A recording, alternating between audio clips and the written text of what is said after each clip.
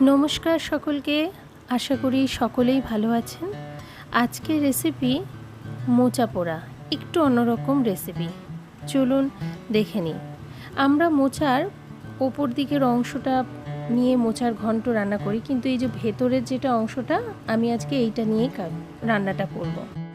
প্রথমে মোচার এই ভেতরের অংশটা আমি মাঝখান থেকে দুফালা করে নিয়েছি।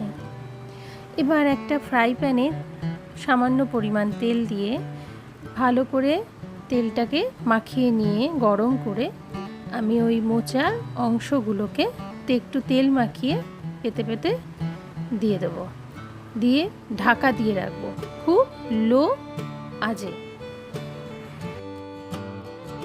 আঁচটা বাড়ানো যাবে না। বেশ খানিকক্ষণ হয়ে গেছে। এবার ঢাকাটা উল্টে দেখুন কেমন মোচাটা পোড়া পোড়া হয়ে গেছে। এবার একটু উল্টিয়ে দেব।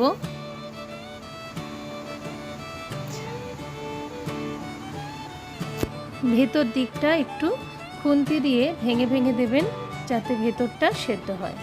ততক্ষণে আমি একটা মশলা রেডি করে নিচ্ছি। 1 চামচ সর্ষে, লবণ, হলুদ আর 2টো কাঁচা লঙ্কা। আপনারা চাইলে ঝালটা স্বাদ অনুযায়ী দিতে পারেন। আমি মশলাটা বেটে রেডি করে নিচ্ছি।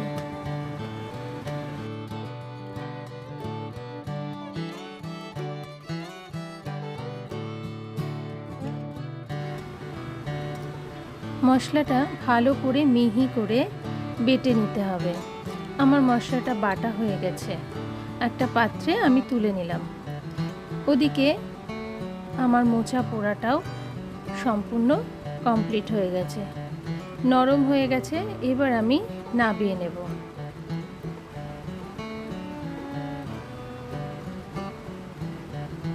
এবার বেশ কিছুক্ষণ ঠান্ডা হতে দেব। ঠান্ডা হওয়ার পরে এই ওপরের যে পোড়া খোসাটা আমি আস্তে আস্তে হালকাভাবে পোড়া অংশটা তুলে দিচ্ছি।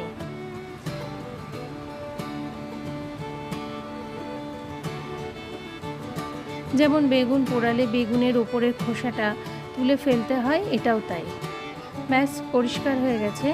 এবার আমি এটাকে শিল নোড়াতে আবার বেটে নেব।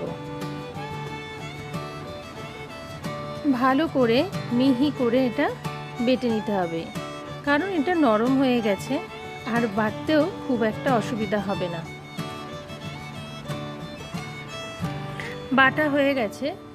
এবার আমি এর মধ্যে যে বেটে রাখা মশলাটা ছিল ওই মশলাটা অ্যাড করে দিচ্ছি। এই মশলার সাথে ভালো করে মাখিয়ে নিতে হবে।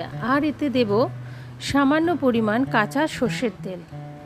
ব্যাস, আর কোনো উপকরণ লাগবে না। এবার এটাকে ভালো করে মেখে নিতে হবে যাতে মশলাটা ভেতরে যায়। ব্যাস, গরম গরম ভাতের সাথে মোচা পোড়া দারুণ জমে যাবে।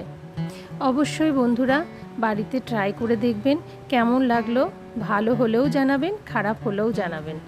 ভালো লাগলে অবশ্যই আমার চ্যানেলটিকে সাবস্ক্রাইব করে আমার পাশে থাকবেন আর লাইক করবেন। আজকের মতো বিদায় নিচ্ছি। নমস্কার।